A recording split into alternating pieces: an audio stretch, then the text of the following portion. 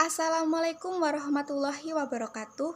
Perkenalkan, saya Fani Nuraini, NIM E2019-1161 dari kelas Perbankan Syariah 4.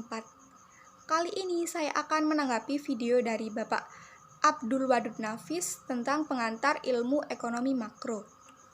Sebelum kita belajar lebih lanjut mengenai ekonomi makro Islam, alangkah baiknya kalau kita mempelajari tentang pengantar ilmu ekonomi makro.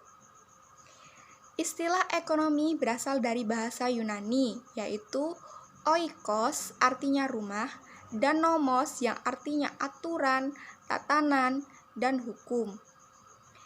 Dari definisi tersebut dapat diartikan, ekonomi adalah pengelolaan atau manajemen rumah tangga.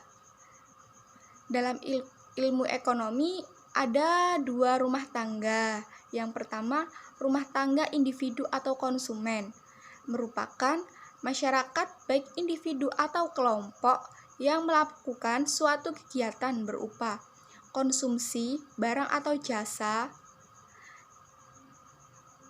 yang dihasilkan oleh produsen dengan tujuan untuk memenuhi kebutuhan hidupnya sehari-hari. Yang kedua, ada rumah tangga perusahaan, yaitu organisasi yang dibangun dengan tujuan untuk memproduksi berbagai barang dan jasa agar dapat memenuhi kebutuhan masyarakat.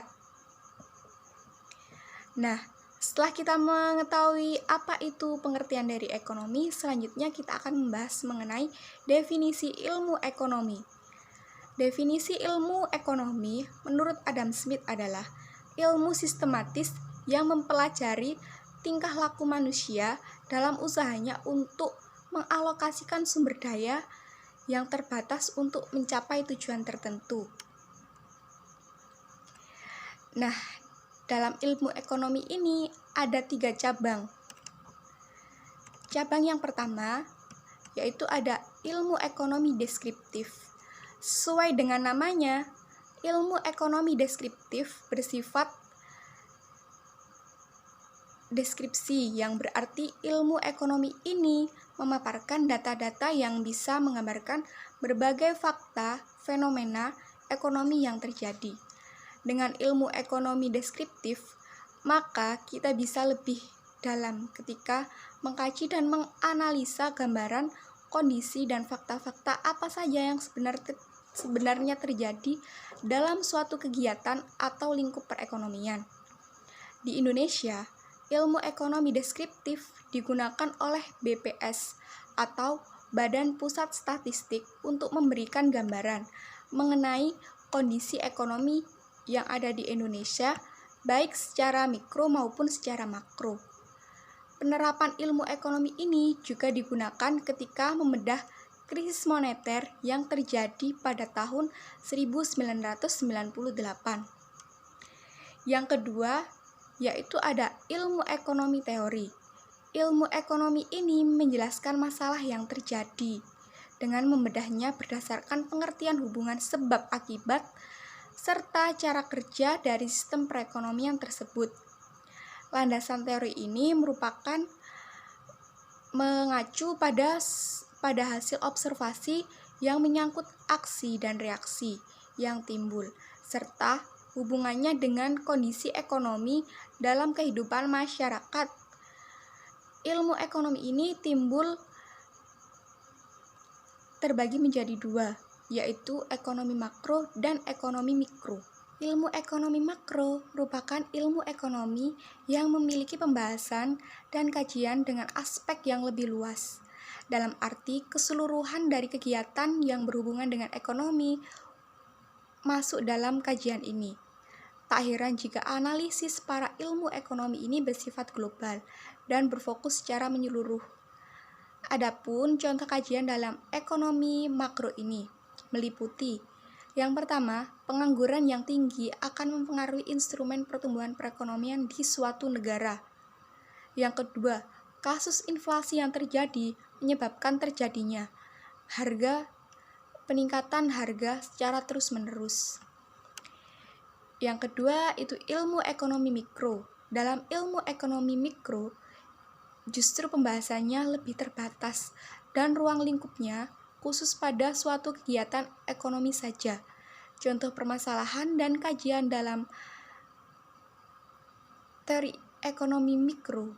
Yang pertama yaitu harga dasar dan harga tertinggi perlu ditetapkan demi menjaga keseimbangan antara permintaan dan penawaran.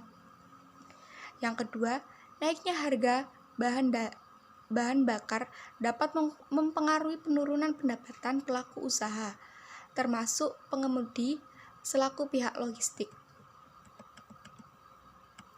Terjadinya monopolistik pasar bisa mempersempit peluang bisnis para pemain baru sehingga semangat kewirausahaan masyarakat juga bisa menurun.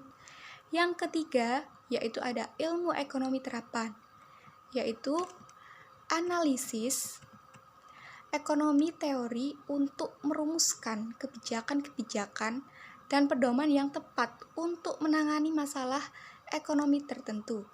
Jadi, ilmu ekonomi terapan lebih bersifat praktis dengan menerapkan pengertian ekonomi pada bidang-bidang atau masalah-masalah tertentu. Misalnya, ekonomi di perusahaan, ekonomi moneter, ekonomi perbankan, dan sebagainya. Selanjutnya, ada konsep dasar ekonomi makro yang meliputi pendapatan dan pengeluaran negara, pengangguran, uang dan fungsinya, inflasi dan deflasi, permintaan agregat dan penawaran agregat, keseimbangan pasar uang dan pasar barang, dan yang terakhir yaitu ekspor dan impor. Adapun perbedaan antara ekonomi mikro dan ekonomi makro. Yang pertama, ekonomi mikro menganalisis harga suatu barang atau jasa tertentu saja, sedangkan ekonomi makro menganalisis harga barang dan jasa secara keseluruhan. Yang kedua, ekonomi mikro menganalisis tentang perilaku ekonomi tertentu saja, seperti produsen atau konsumen. Sedangkan ekonomi makro menganalisis mengenai segala permasalahan ekonomi secara keseluruhan, seperti produksi nasional, pengangguran, dan pertumbuhan ekonomi. Dan perbedaan yang terakhir, ekonomi mikro memahami bagaimana mengalokasikan faktor produksi agar dicapai kombinasi yang tepat. Sedangkan ekonomi makro menganalisis pengaruh kegiatan ekonomi tertentu terhadap kinerja perekonomian secara nasional. Sekian video tanggapan dari saya. Kurang lebihnya saya mohon maaf. Wassalamualaikum warahmatullahi wabarakatuh.